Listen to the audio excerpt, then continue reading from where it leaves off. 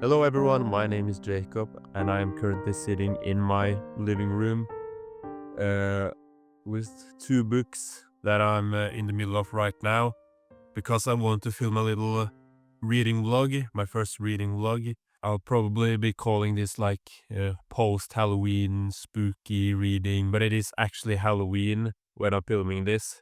I just want to get started today because I have two books that I've almost finished, hoping to finish one of them today. Even though I have a few plans later on, I'm going to watch actually two movies. I'm going to first watch Hereditary.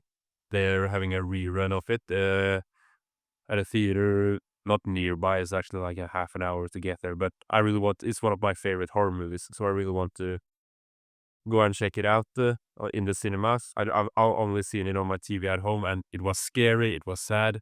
And then I'm also watching Heretic, because I love Hugh Grant, I love horror movies, and they're having like a early premiere at a cinema, even closer by this one, just like 10 minutes. That is my plan. I may also go out, do some shopping, look at some horror books, horror movies. We'll see if I get the time. But first, I want to talk about the books that I'm currently reading. I have one horror book, one that's not really a horror book. I can start with that one, I guess. I have East of Eden by John Steinbeck, not John Steinbeck. This one I got for my birthday, which was over a month ago now, and I've also been reading this for over a month now. It's a pretty long book. It's let's see, it's 600 and okay, 602 pages. Yeah, it's a little bit long, but I thought I could do it in like 2 weeks maybe, even though I'm a slow reader. I like, okay, 50 pages a day. I should be able to do that. I don't know what to say. It's not hard to read or like very dense that it's hard to understand what is going on. But it's like, it's almost emotionally exhausting to read this because he goes through so much. Mostly it's one person, Adam Trask, that is the main character, but it follows kind of, yeah, it follows three generations of two different families and what they have to go through and how the times change, how they change, and it's really beautiful. And he talks about a lot of heavy topics. There's war, there's love, there's the absence of love, and it's about humans really, and it's just, it's not easy to sit down and read 100 pages in a day. This is one I want to take my time with, want to read a bit and let it get into me. I didn't want to rush through this, is what I want to say. So I've been reading this pretty consistently. Like, I'm not reading it every day, but I'm reading a little bit and a little bit. Almost done. Have 30 pages left. Probably gonna get this done today, and I'll talk more about it then. And the other book I have, which is much shorter, much easier, and it's a horror book, so it fits really well. That is The Girl Who Loved Tom Gordon by Stephen King. Probably my favorite author, Stephen King, and this one I just wanted a short, easy horror novel to read right now. And that is exactly what this is. It's about a girl who's 9 years old named Trisha, who's out hiking with her family when she gets lost in the woods. And she's a really big fan of the baseball player Tom Gordon, which you can probably guess from the title. And she has her Walkman with her, and she's listening to the baseball games while she's just trying to survive and find civilization and get home. And there may or may not be something else that's in the woods with her. She's been seeing some crazy things, hearing some crazy things, and it's nothing really special. Probably one of the weakest Stephen King books I have ever read, but I'm still enjoying it. It's Stephen King. I think I think I'll start. Not start. I think I'll finish. I'll try and finish East of Eden before I go out. I have about an hour left. Hopefully, I can get the 30 pages done, and then I'll update you later.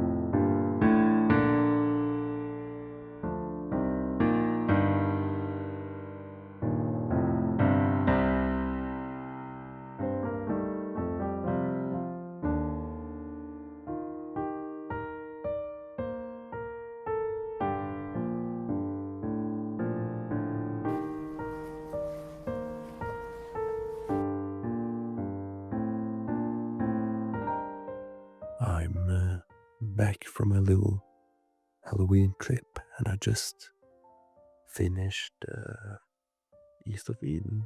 I'll talk more about it tomorrow. Okay, it's the next day.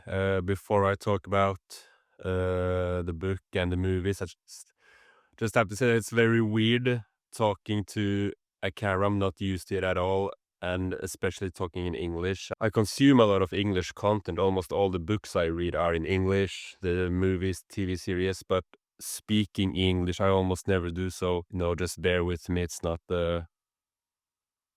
something I'm super great at, but hopefully after a while I'll be more confident in front of the camera and better at expressing myself. Yesterday it was Halloween, so I watched a bunch of horror movies. Love horror movies. First one I watched was a rewatch. It was Hereditary, as I said earlier. It's a long time since I watched it last. It's like maybe 3 years since I watched it. I of course remember the like crazy scenes, the car scene, the ending, all of that.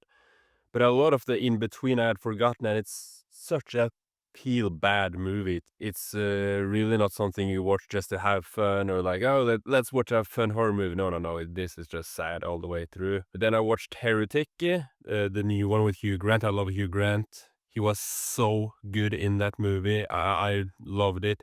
A little slow, but it just slowly builds up, and I thought it was really great. Some of the things in the ending I didn't really like, but I'm not a movie critic. I don't know anything about movies really. I just watch them and I think they're fun. And I thought this one was super great. What's most important is that I finished East of Eden last night, and I read the last 30 pages. The ending was, I thought the ending was gonna like hit me really hard. I wasn't like too sad or wasn't sitting there crying, but the book in its whole has made me cry multiple times. There's so much in this book. It just encompasses life, the whole experience of being human as far as I've gotten. I'm not that old, so I'm sure even when I get older, I'll be able to relate even more to this. But even now, at 20, I still relate to this so much. There's one of the characters, oh, I forgot his name again. Adam? No, Adam was Aaron. Aaron. He has this attitude of like the grass is always greener on the other side. He's never happy with the life he's living in. He has this imagination of how things should be, and he won't let it be any different than that. He needs to have his way, kind of. And when it isn't like he expected, he just moves on to something new. But all of the characters in this book was so great. It's not a horror novel, so it doesn't really fit into this video because I was mostly thinking of reading horror books or stories or whatever. But still, this is definitely one of the greatest books I've ever read. I don't know. I don't think I can give this like a star rating. I'm not too fond of doing that, especially with classics. It's just so much more than just a star rating. It's just, if you feel like you're up to it, just read it. It's not hard to read. It may take some time. Just take your time. That's all. You don't need to rush through this. There's so much good stuff in here that you don't have to read it in a week or whatever. Just take your time, read it when you want to, read something else while you're doing it. Just do it however you'd like. It's not really like a plot. It's not like they follow. They have a goal like, oh, we're going to get rich, or we're going to defeat this guy. No, no, no. It's just the lives of these people and how they're affected by change, other people, love, absence of love, war. That's super great. Now that I'm done with this, I hopefully can finish The Girl Who Loved Tom Gordon today. I didn't read any of this yesterday because I was quite busy. Only 50 pages left. A really easy book to read. I'll continue reading this. Also want to try making some apple muffins today. But I need to get eggs, so maybe we'll do that later. And I also last night started another horror movie called Malignant. Watched it in the cinemas when it came out, and I haven't watched it since. But I remember it being very fun, very entertaining. So I started it yesterday, got about halfway before I was too tired and just had to get to sleep. I'll probably finish that, finish the book, maybe make some apple muffins, and we'll see where we go from there.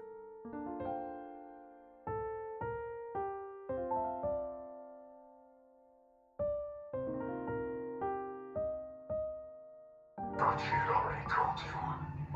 I'm a figment of her imagination.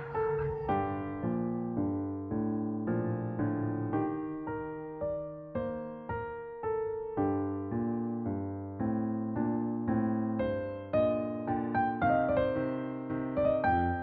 Okay, I'm back. It's been a little while. I haven't really updated you over the weekend. It's been a little busy. We had people over. We've been preparing for the cold and the snow, so I haven't really been able to talk to you. But I have been reading. First of all, I finished The Girl Who Loved Tom Gordon, and it's completely fine. It's nothing special. Probably it may be my least favorite Stephen King book I read so far, just because so it's not that it's so little happens, but we're just following this girl trying to survive, and it's not very interesting. Thinks there's this monster following her. She sees things, but mostly it's just it kind of went in one ear and out the other. It didn't really stick with me. It took surprisingly long to finish such a short book. It's not long at all, but ju- just didn't have the motivation to read it. My favorite parts were actually the ones mostly without Trisha, where we were following the family, the baseball games. I think it would be much better if it was maybe split in half with like what she's doing out in the woods, and then the other half what the family is doing, what the police is doing. You have that also in the book, or have it is in the book, but just it's very little. I would like more focus on it. But maybe I'll give it a star rating at the end of the video. I'm not really good with star ratings because I give most like 3 to 4 stars because I think everything is all right. Like I've never I'm almost never like, oh, this book was so bad I'm giving it 2 stars. No, most books I read probably because I choose books I think I'm gonna like, but most of the books I read I tend to give 3 or above. And then it's like, oh, but is this 3.5 star as good as this 3.5 star? Maybe I should switch it then. I have been reading another book. I was There was a lot of books I wanted to read. I have right here, Before They Are Hanged by Joe Abercrombie. I also want to read Bands of Mourning and The Lost Metal, really, to catch up on the Cosmere. Those are the 2 books I have left, and then I have a few short stories. But this. I'm still in a spooky mood. I know everyone is like, "Oh, 1st of November, now it's Christmas," but I'm still in a spooky mood.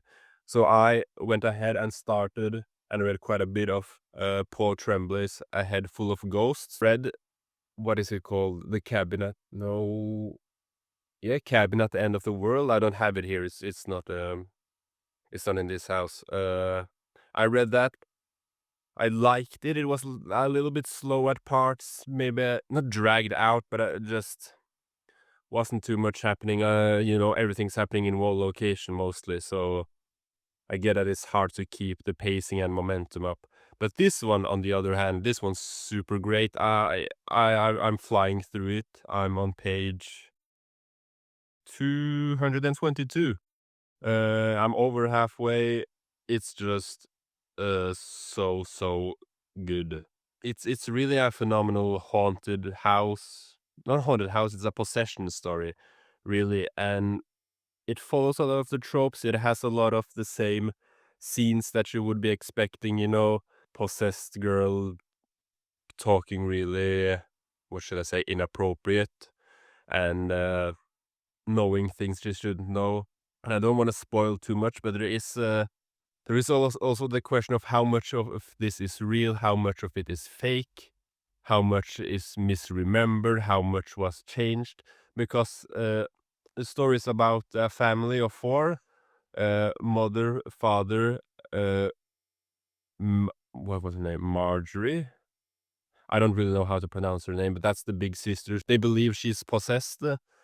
And then you have Mary, which is the little sister. She's the main character. We follow her in an interview she's doing years later. Someone is writing a book about the TV show and the actual happenings, and this book is mostly just that interview.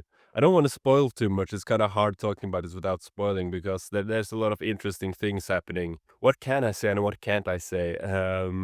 I don't know. I'm flying through this. It's really going fast. It's really interesting seeing how the family justifies the whole reality TV show, filming everything, how that affects both Mary and Marjorie, who's maybe possessed, maybe not. And that whole thing is also very interesting. The what do they call it? Is it a reliable narrator? There's some things that has happened that make you think like, okay, what does she remember? What is she just saying? You know, she's lied about things before. Is she lying now? Plus, what Marjorie's been telling her, how much is real, how much is fake. I don't know if we'll ever get like a straight up answer, but I don't really need a straight up answer. I think I'm just here for the ride. I have a little over 100 pages left. Probably finishing this pretty soon, and then after that, I don't know if I'll read another book. I don't know which book that would be either. We'll see. Maybe I'll read some short stories. I have a lot of collections of short stories. But I'll continue reading. I'll update you sooner or later. Okay.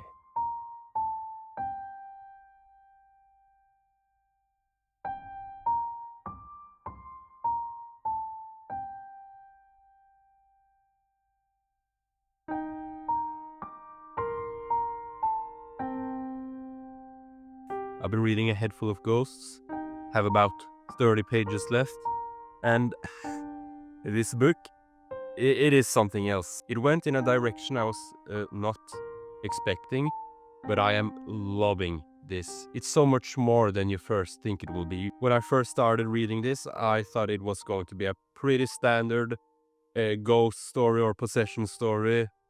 And that's what it looks like on the cover, you know, the upside down cross, the title Head Full of Ghosts. I don't want to say exactly what I mean when I said that it's going a different direction, because I think it would be spoilers. Holy moly. This is so much better than I thought. It's definitely better than Cabin at the End of the World. This one has been not action, but it's been exciting. It's been a page turner from almost the very beginning. It may be one of the best horror novels I've read this year. And I read a lot of horror novels this year. It's most of what I read. So if you feel you can handle it, pick this up. I'm going to read the last 30 pages. I'll be back. Thank you.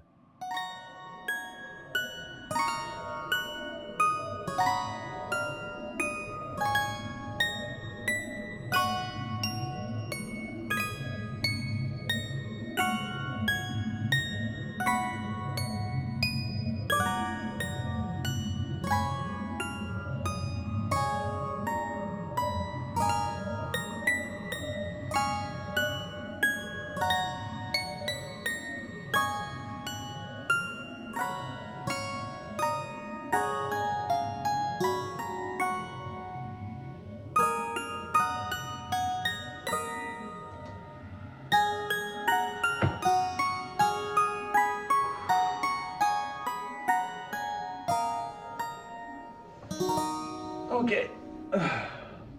Come a little closer here. Is that okay? When I last updated you, it turned out I only had one chapter left. The rest was extra stuff in the back, which was actually, it was really cool. You have a reading group guided discussion questions, a bunch of questions about the novel that you can discuss that, and it really helped make me reflect a bit more of the novel, things that when I read it you just go past.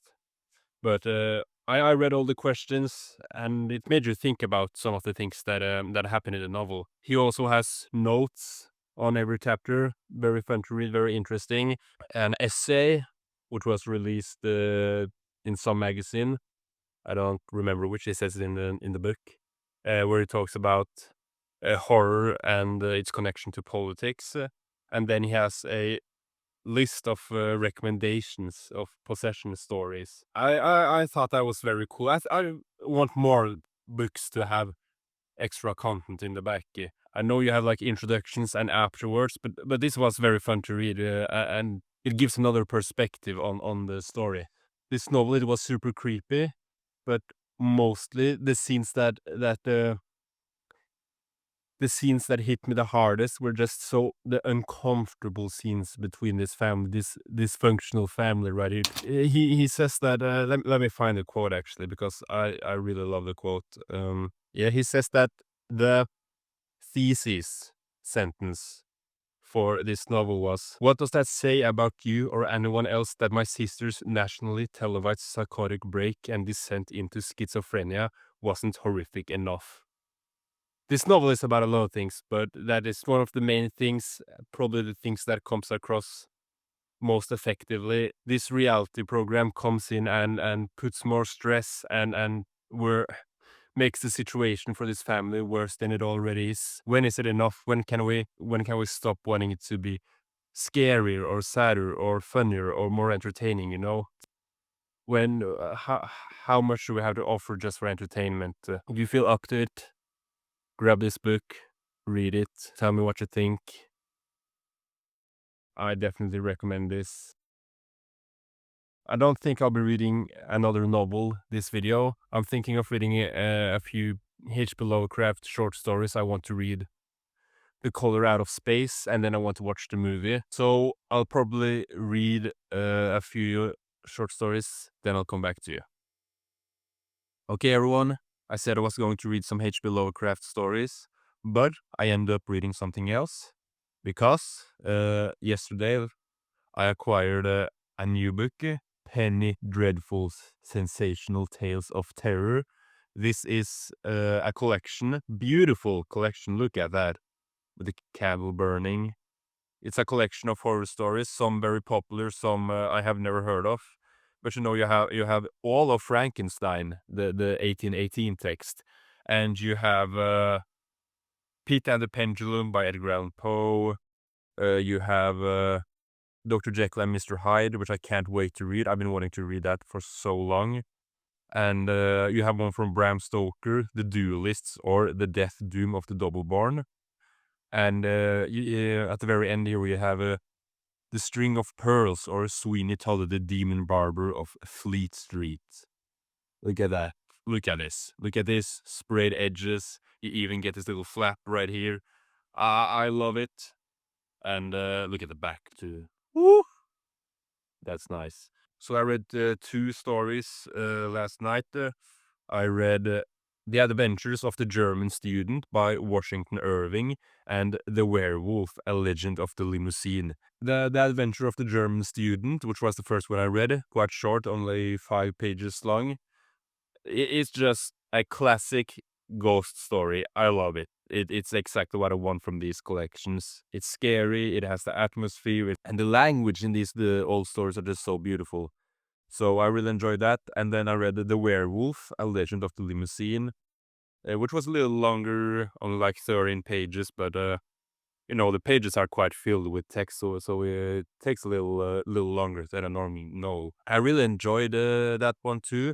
Not as good. It was harder for me to understand. The language was more complex. Maybe that had something to do with it. It was kind of just a lot of people in a room talking, and I mean that's fine. But in a short story, I want some more action. I want something to happen.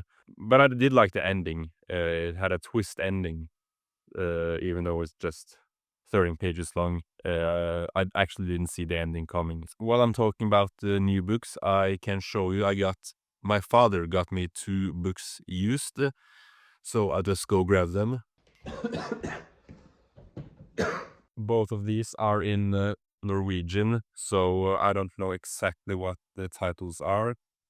The first one is Gjøkeredet, or One Flew Over the Cuckoo's Nest, I think it's called. It's at least what the movie is called. I saw the movie in school actually. It's actually quite a beautiful copy. I like this. You know, it's not like it's not a novel I have high on my list to be read, but it's very nice to have, and you know, it's like a book. Then I have this. This is Agatha Christie, and then there were none. But this is the original title in Norwegian, which I can't say because it's quite offensive. I'm really excited to read this. I really like how it looks, you know, simple. And Agatha Christie I've been wanting to read for a long time, and I have another Agatha Christie book on my shelf. But, you know, this, Then There Were None, one of the most popular, probably one of the best. Really excited to get to this. The books that I read in this video, it seems impressive when I hold off the stack of books here. Let me just, this looks very impressive, but I didn't read all of this. You know, these two I just read the last like 50 pages. I guess we'll start with John Steinbeck, East of Eden. This has become one of my favorite classics and one of my favorite novels of all time. What should I say? It encompasses the human experience. Every single character here has something you can relate to. It's just about being alive.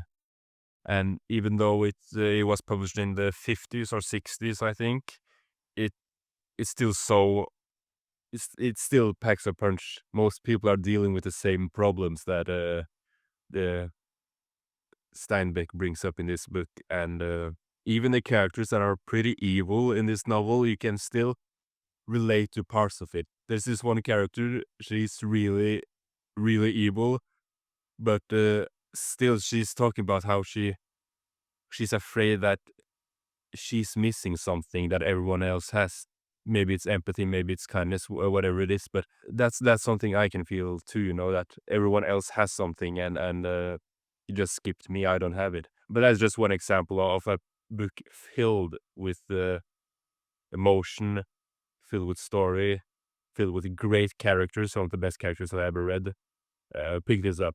No matter what, you have to pick this up. I don't care if you want or not. You have to pick this up. And then I finished Girl Who Loved Tom Gordon, which is fine. It was nothing special. I do love Stephen King. I do love this cover. It looks beautiful. But this one was kind of a flop. It was not that interesting. The characters were not up to the Stephen King standard, in my opinion. He has like short stories on 20 pages where I cared more about the characters than I did in this. Is short, but it's still a novel. A lot of it is just went in one ear, out the other. It didn't stick with me at all. I wanted to read it because it was a scary book. It was around Halloween. But I probably wouldn't recommend this if you're not a huge Stephen King fan. Definitely don't start with this if you're going to read Stephen King. Next up, Head Full of Ghosts. So this one has stuck with me after I finished it.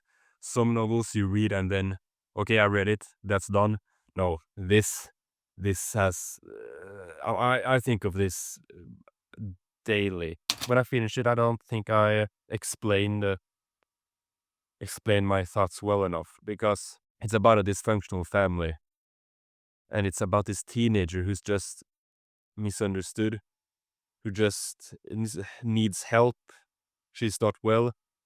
And instead of helping her, everyone wants to make a spectacle of her and use her for their own gain. It's tragic, really. We always want something bigger, something better. Instead of accepting things, we want to abuse it and use it for our own gains instead of actually trying to make the situation better. And we who consume entertainment, nothing is ever enough. We always want a bigger book. We always want longer films, crazier films, more expensive films, whatever it is. We always want something more, and that's exactly what this book is talking about. It's about a teenager who struggles with mental health and the adults that use it for their own gain. These were the books I read this week. Most of them scary. East of Eden isn't really scary, but everything else is scary. It's about a week since Halloween now. I'm still in a spooky mood, but I'm always in a spooky mood. But I think I'm going to start reading some non-horror novels next time. And hopefully I'll see you then. My name is Jacob, and this video is over. Goodbye.